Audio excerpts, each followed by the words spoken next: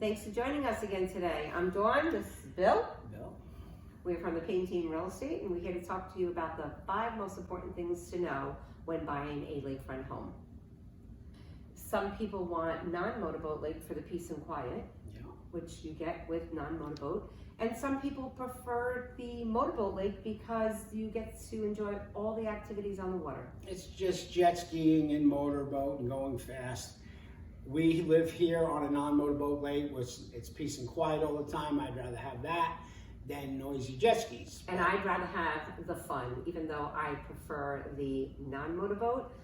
You cannot beat, if you're coming up from the city, bring your jet skis, bring your fast boat, and have a lot of fun. Or the best thing, 5 minutes from this lake or less, is a private lake that you can join and motorboat and carry on there, and then come home to peace and quiet, which is Highland Lake.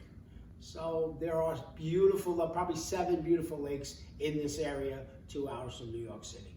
What is, if it's your second home, you don't want it to be a 3-hour ride or more because you're miserable by the time you get there. You want to come, enjoy yourself, and then come home to your main base. So 2 hours, we're 2 hours from New York City, it seems to be perfect for everyone we've been selling to. 2 hours is an easy ride, and when you get here, you enjoy yourself. yeah, we hear that quite often. Right. A lot of people decide to get a vacation home, 4 to 5 hours away from where they live, and they're so disappointed because they don't get to spend enough time there. So Bill's correct, 2.5 hours, 3, probably tops to where you want to be on your lakefront home. And one more thing.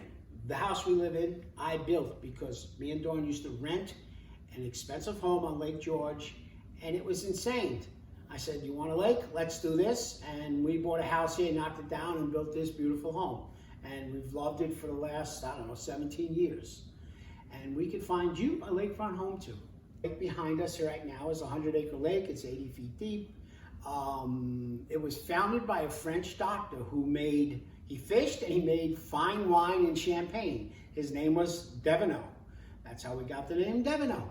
And it's a world-renowned, clean swimming lake, fishing lake.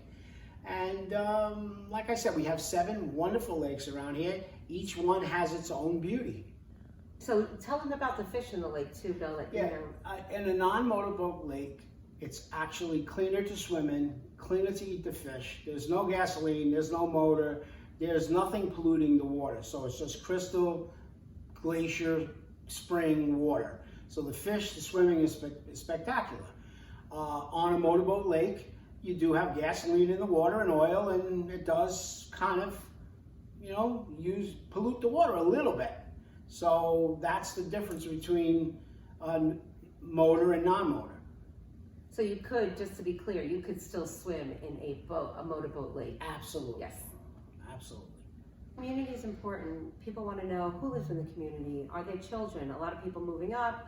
A lot of them buy a second home for their children to enjoy, their grandchildren to enjoy, family members, and they want to know that the community they're in are also kind like families that will get along with each other and have kids their age for their children to play with. So communities are important. There are some rules.